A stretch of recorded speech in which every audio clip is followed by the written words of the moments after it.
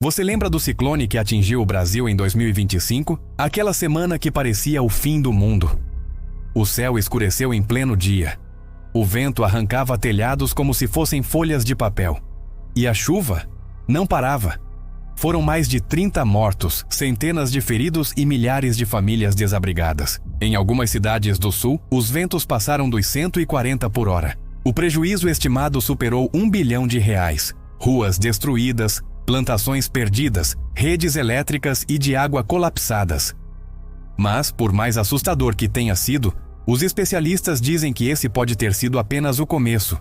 Porque o que está acontecendo com o clima do planeta está tornando eventos extremos cada vez mais comuns. E se você acha que o que vimos no Brasil foi devastador, espere até conhecer o que aconteceu em outros lugares do mundo, em 5 momentos que mostram o poder real da natureza quando ela decide agir. O furacão Katrina, Estados Unidos, 2005. Era agosto. O Golfo do México fervia com águas quentes, o cenário perfeito para o nascimento de um monstro. O furacão Katrina atingiu o estado da Louisiana e destruiu a cidade de Nova Orleans. Mais de 1 milhão de pessoas foram obrigadas a fugir de suas casas. 1.836 pessoas morreram. Centenas ficaram desaparecidas. A força da água quebrou os diques da cidade e Nova Orleans ficou 70% submersa. O prejuízo econômico ultrapassou $175 bilhões, o maior da história americana.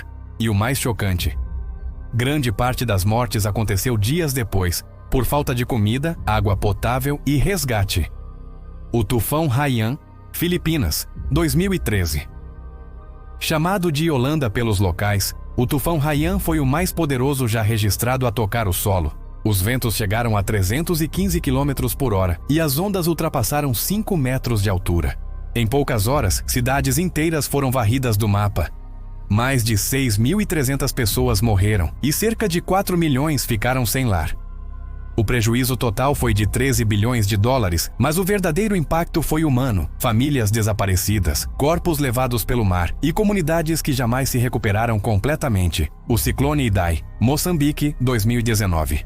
Quando o ciclone Idai tocou o solo africano, trouxe com ele a maior tragédia natural da história de Moçambique.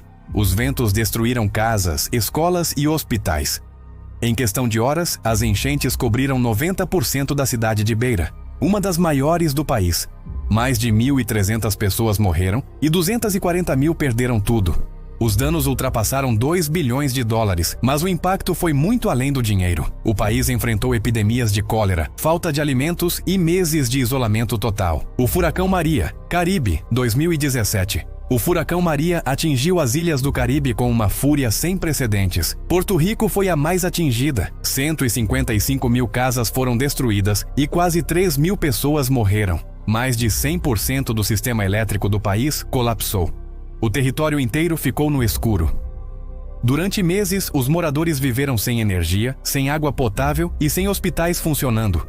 O prejuízo foi calculado em $90 bilhões.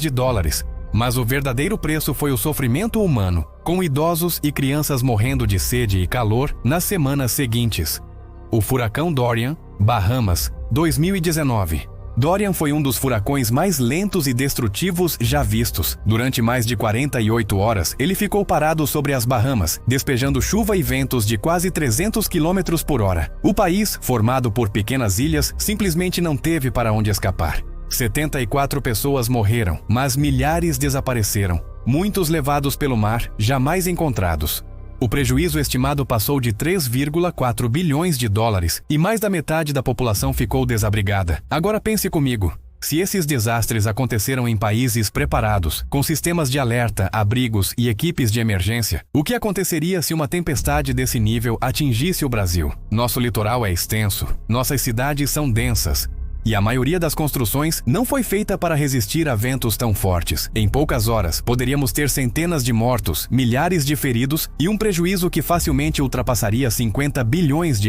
E o mais assustador, os cientistas alertam que o Atlântico Sul está aquecendo ano após ano.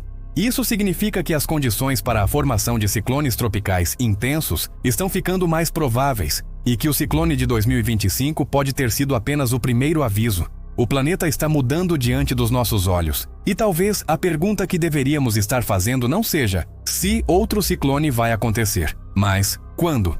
A natureza não precisa de permissão para mudar o curso da história. Ela apenas age. E cada tempestade, cada enchente, cada alerta é um lembrete de que o futuro já começou. Agora eu te pergunto: será que o Brasil está preparado para o próximo ciclone? Se inscreve no canal Mundo em Lista e comente o que você acha.